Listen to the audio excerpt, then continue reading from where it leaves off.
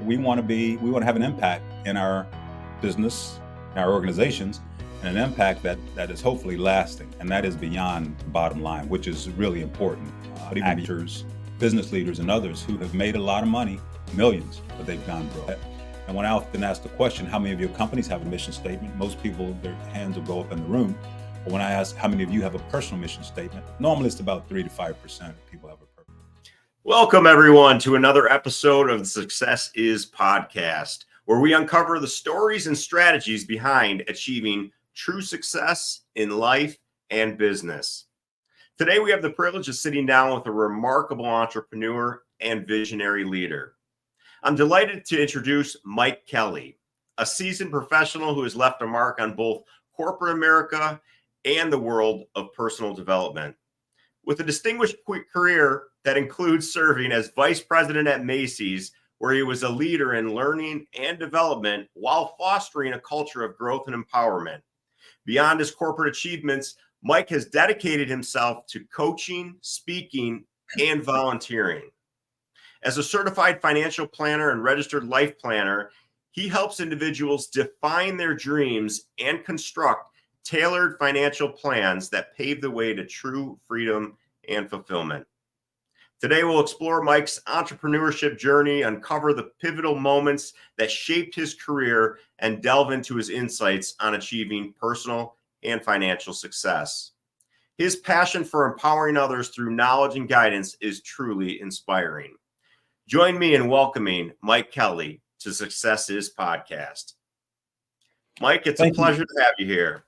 Hey, thank you, Phil, and thank you to your audience as well for listening in and having me. I look forward to our conversation today on a topic that, in my opinion, is not discussed enough, and that is success. So I love the title of your podcast, Success Is. Yeah, and I was amazed to read your book, and what is the opening chapter? Define success. And so I'd really like to kick it off with that. So how would you define success, or what does success mean to you in your life? Defining success for me was a journey. Getting there initially, success was the 5 Ps, which is something that I hadn't even consciously defined. And basically it was pleasure, prosperity, power, prestige, and position. And so often that is in our society what success is put up as. I realized that really wasn't success for me. And through some pain, I actually ended up defining success for myself as becoming all I'm created to be and helping others do the same. So my definition of success really is being of service to my family, my community, and the world. And through that, hopefully someone will be able to take that next step and do the same thing for others. So that's, for me, a success. And that's not totally dependent on how much I have or what I don't have. It's really more about impact. Absolutely. And I went through a similar journey as well. You know, coming from somebody that was one of 7, incredibly poor, I thought, well, hey, success is money. Like, that's it. That's got to be it. And then reached that point in my life where I said, well, wait a minute, that's not it. What else is there, right? How do you help people with their journey and help them define success and what success means for them? Through questions. One of the quotes out there that I've really adopted personally is by a guy named Doug Larson. He says that wisdom is the reward you get for a lifetime of listening when you would have preferred to talk. So for me, asking questions and getting a better feel for what matters most to people, and really when they think about what they want in their lives, what do they want? Why do they want it? What are they willing to do to get it? What is it going to take to get it? How will they feel when they get it? And who's going to hold you accountable for getting it? And asking those questions lead to some really interesting conversations, because one of the things that I did not think about a lot when it came to defining success for myself was the fact that we're here for a limited period of time on this earth. Literally, you know, we've got a 75, 76, 80, whatever that length of life is. So while we're here, we want to make sure that we're investing our time in a way that really matters. And to do that, we've got to step back and think about what this journey really means for us. And that's not only true when it comes to your family, it's also true in business, because you have a number of listeners here who are business owners, small business owners, maybe large business owners, corporate leaders, we want to have an impact in our business, in our organizations, and an impact that is hopefully lasting, and that is beyond the bottom line, which is really important. But even beyond the bottom line, we want to have an impact. So we got to define what success is for us, and spending that time or investing that time early up front can lead to some tremendous things. Absolutely. And something that I've used personally in my own life is what I call different buckets, right? To help my goals and dreams from being too limited or too narrowed on one thing. Specifically business and financial, it's always a kind of a priority for me as an entrepreneur. And so to make sure I have balance in my life, I focus on these different areas. In your book, you reference the wheel of life, the 7 F's of future achievements of faith, family, fitness, finance, fun, firm, and friends. Did I get all those right? You did. You sure did. Can you tell us a little bit about those and how you use those? Yes. Well, part of my story is hitting the wall. I hit the walls with Michelin, French-owned tire company. And I quote unquote was having success. I was getting accolades, I was getting compensation, I was getting opportunities, but I was literally working myself to death. During that period of time, I talk about this in the book, I gained like 30 pounds. I wasn't sleeping well, wasn't a very good husband. I probably wasn't a very good boss, but people did not tell me that I wasn't. And I'm not sure why not, but probably because they were afraid. But anyway, I worked. I was working 15, 17 hours a day. Loved my job. Great company. Loved my job. I'd gotten experience in marketing, sales, finance, HR. Had an opportunity to do some project management work in Europe. Well, during this time, I started to have headaches. They're just pounding. Wasn't good. I kept running to the doctor to try to get some help. But ultimately, after a scan of my head, and I won't tell you go through that whole story for the sake of time, but at one of these appointments, he said, "Hey, we need to scan your brain." So they scanned my brain. I went back for that. Got the results back. The doctor looked at me. He said, "There's nothing wrong with your brain, no tumors or anything like that." He said, "But you are under severe stress headed towards depression." Well, literally, I'd hit a wall. And that led me on this journey of self-reflection and finding out what really mattered to me and really getting on the right path, which is the name of our business, Right Path Enterprises, the coaching consulting business. And then that led to me really evaluating those 7 F areas: faith, family, fitness, finances, fun, from friends, and the context of my definition of success, my purpose in life, and creating a mission statement that align with that purpose. And I really started to take a look at how I was doing in those 7 areas, rated myself 1 to 10, wasn't doing very well in most of them. Work, I was doing fairly well, firm.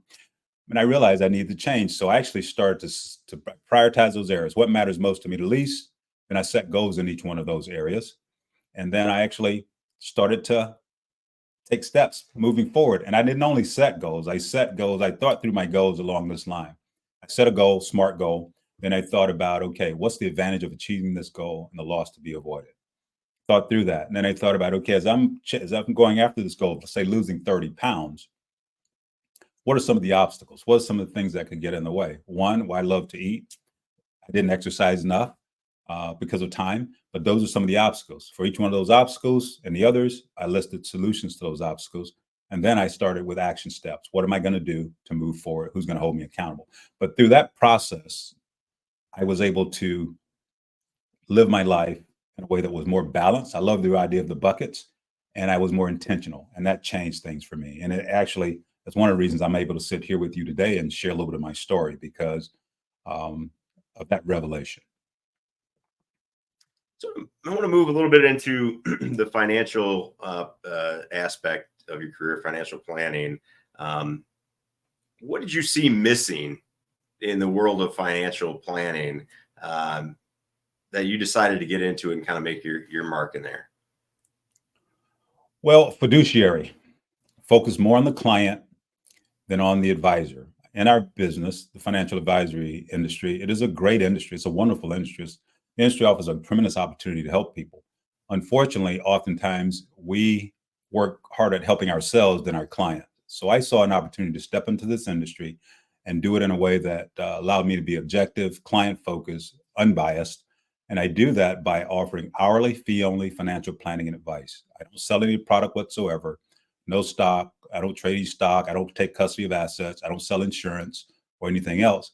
I just build comprehensive life and financial plans for my clients. And when we do that, and clients take action on those plans. And regarding the investment side, which often comes up, I don't take custody of assets, as I said. But with my clients, I instruct them to just get passive index funds, a total stock market, total bond market, total international. We'll set an asset allocation and just let your money do its work. So you avoid that 1% ongoing fee that you would pay me if I had custody of your assets, and you invest in funds that are almost free, 0.03 on some of those, 0.05, and you're able to live your life.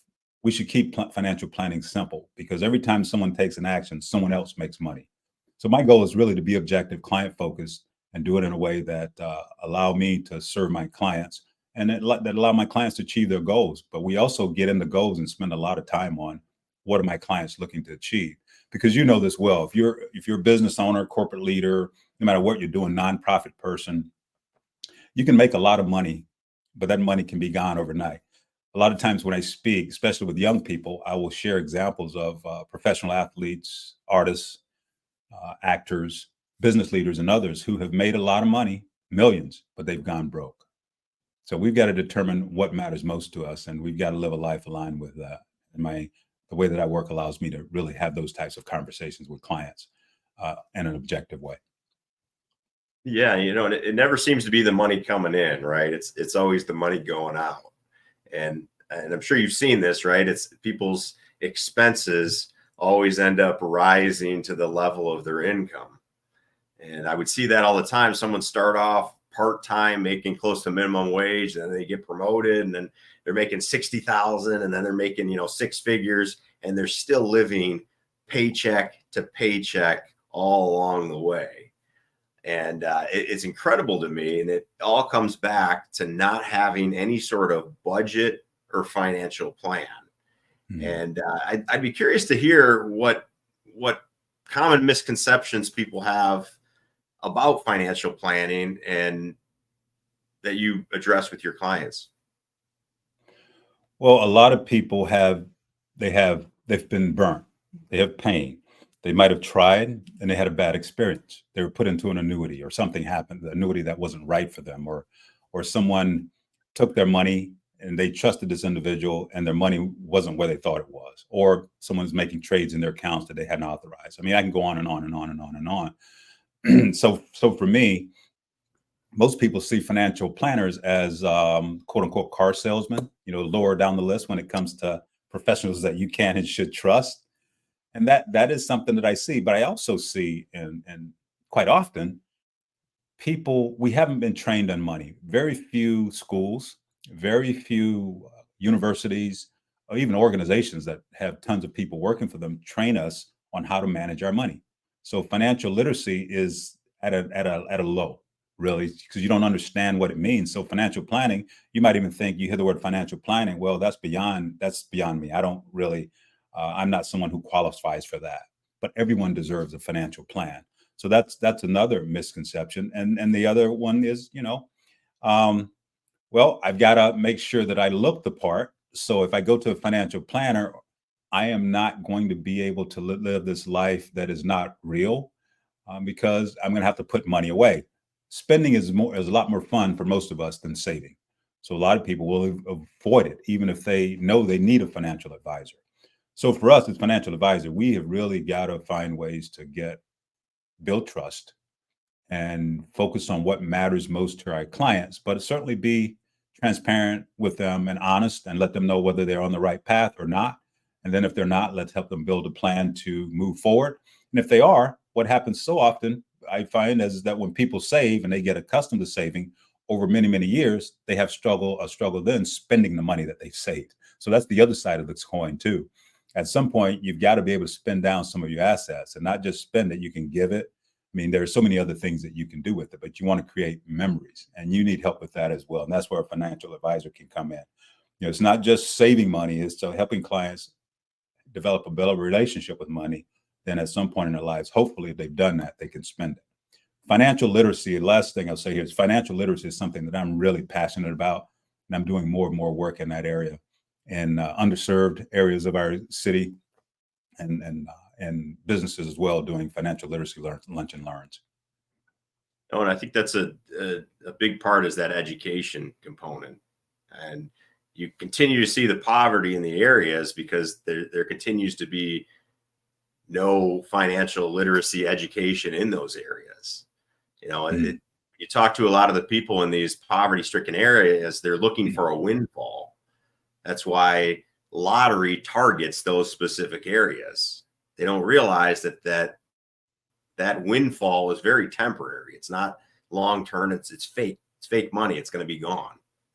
And so I absolutely think there's a need for financial education, not just in poverty areas, but all across America. I think there's a pretty big gap there. So I think that's great. Phil, why don't you think there's a big movement to educate us on the basics of personal finance? Why do I think there isn't? Yeah. I don't know. I hope it's not to keep certain people spending in consumerism. I mean, I think there is a level of that, right? If people didn't realize that they, didn't need to spend above their means, keep up with the Joneses and all that stuff, they say that there would be basically a cripple the economy. I don't know. What are your thoughts on that? Well, this is one that I think about a lot after having worked in retail, now being on the financial side of things. If you think about what's happening with social media and all of the messages that we get on a daily basis, we get tons of marketing messages.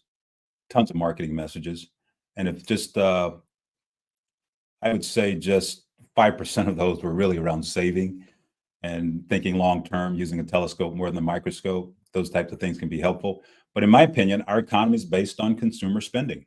If we think about what happened during COVID, the spigot shut off. We think about what happened during the last Great Recession, the spigot shut off. And we had a lot of incentives around reducing rates and interest rates and tax-free shopping holidays and things like that to get people spending money again. Our economy is built on consumer spending. And consumer spending is not bad. It's bad when it becomes a problem for us, when we become addicted to spending and we start to do something you just talked about, in my opinion, spending more than we make. I mean, if we don't have a budget, if we don't have a plan. Germany Kent says, no plan plus no action lead to no results. So we all need some sort of a plan, because a plan can sort of serve as this benchmark or something that allows us to be aware, and hopefully that'll lead to better decision making when it comes to money and life as well. I saw a graph the other day that was talking about the price of things that have gone up over the years, and inside that graph it also had wages, as wages have gone up over the years. Well, there was a significant spike in two categories, and they were education costs and textbook costs for education. So basically both in the same realm. And if you have thoughts on it, I'd love to hear your thoughts on why that is. And do you think we're ever going to see any relief in that in the upcoming years, or is it just going to continue to spike up the cost of education? There are a number of different theories or things that we could certainly think about when we think about the cost of education. I know as a financial advisor, when we use an inflation factor for education, that's much higher than the average inflation rate. We typically use a 2.5% for normal inflation projecting out, but I think with education, if I remember correctly, it's 5+, and that's getting higher and higher. So there are a number of reasons for that, in my opinion. I'm not an expert on this. I am on the board of a university. So I do serve on the board of a university, and this is something that we talk a lot about, and it's something that we are working to manage. But as the cost of everything else goes up, the cost of education goes up. You got facilities that need to be updated constantly. And if you're adding students are expecting more, they're expecting better. And the only way to do that is to get the money to pay for it. So how do you do that? most universities aren't factories, so they don't make widgets, and they can't turn up the dial and make more widgets to get money. They've got that revenue comes from students and student services.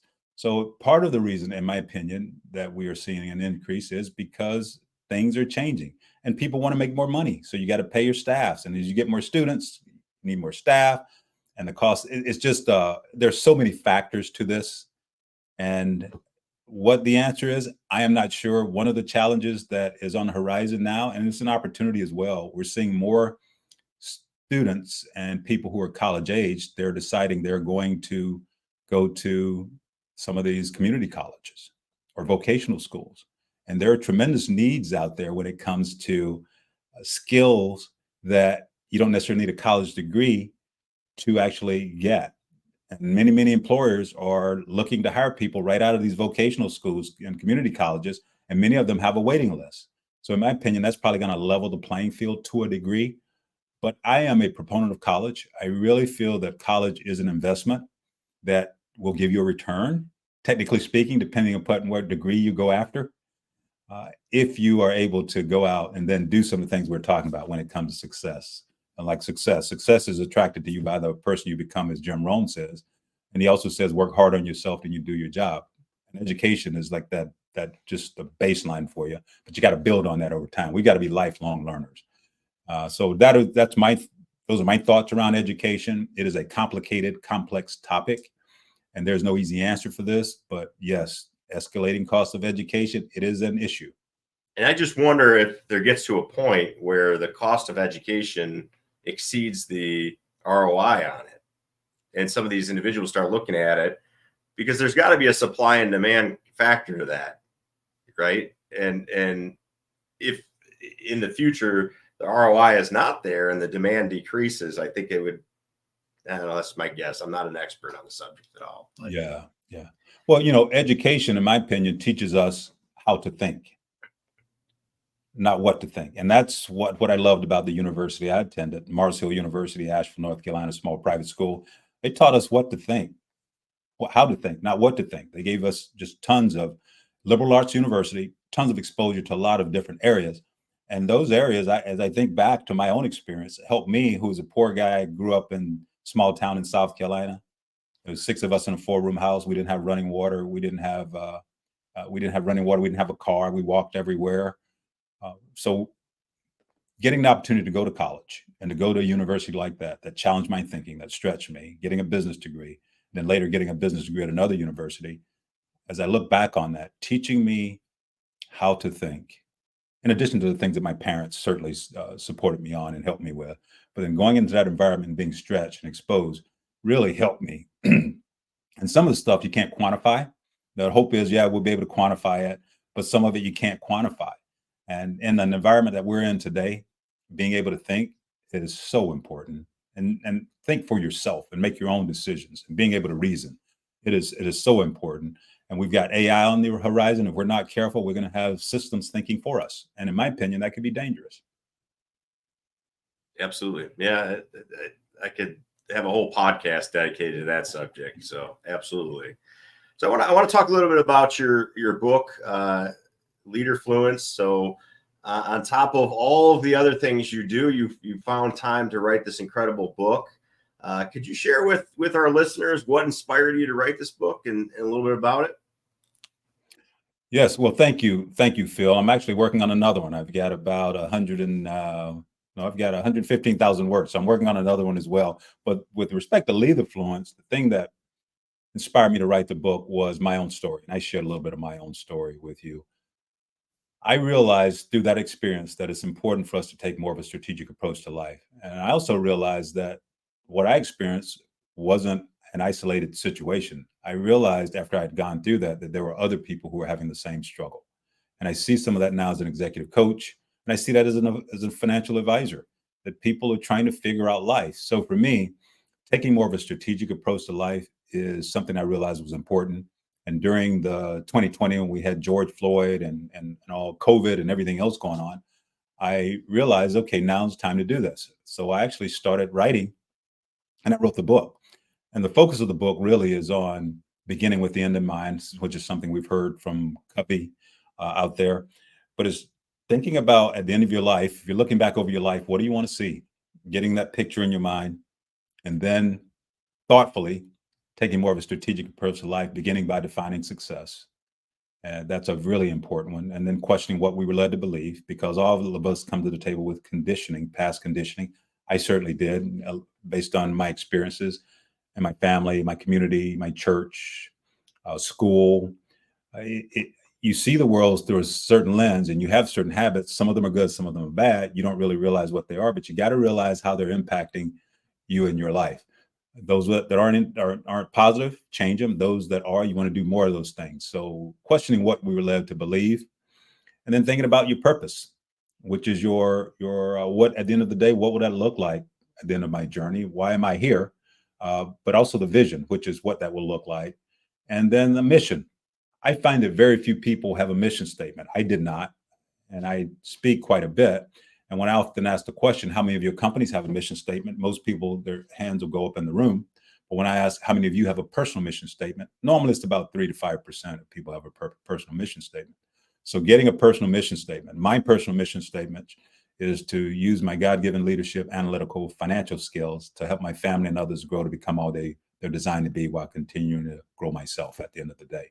So once you get that mission statement, setting goals in those areas of life, the 7 F's that we talked about, and then taking some action on those goals. And at the end of the day, you want to celebrate success. So it's really taking more of a strategic approach to life is one of the reasons why I wrote the book. My desire is to help my family and others understand the importance of doing that, living intentionally. And that's why I wrote the book. And so you just mentioned it there, celebrating success. I'd love to hear another chapter of your book. How do you, Mike Kelly, celebrate success? It's something I struggle with, and I talked about that in the book. I am a guy who likes to achieve as a business owner, entrepreneur, even as a corporate leader, community guy. Hey, let's go make it happen. Let's achieve some things, and let's move on to the next thing. Because I enjoy being in the game. But I have learned that when I take the time to celebrate success, which could be playing golf, I enjoy golf. My wife and I, we travel. I even see community service as some form of celebrating success. And it could be as simple as having a nice dinner somewhere. But just taking the time to reflect, be thankful, then consider, okay, where do we go from here?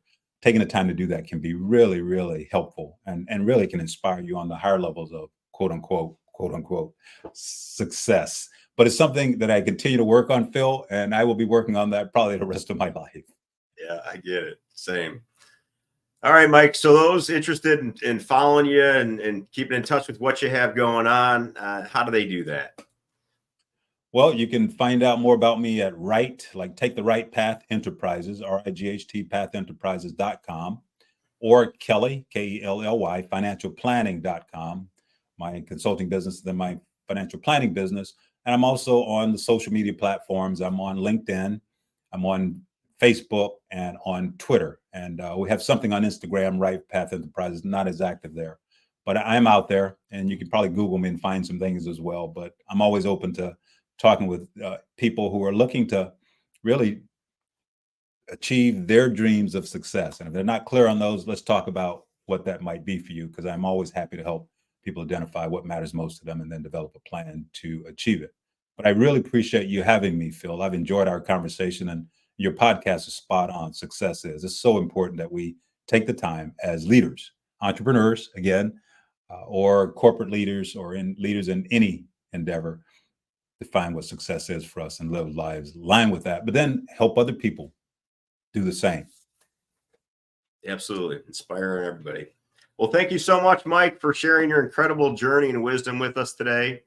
For our listeners, remember to stay connected with us for more engaging discussions with industry leaders and experts. If you found value in today's episode, please be sure to like and subscribe, leave us a review, and share this podcast on your network. As always, success is not just about reaching your goals, but about the growth and lessons you learn along the way. Until next time, keep striving for excellence and pursuing your own path to success. This is Phil Portman signing off. Thank you for listening.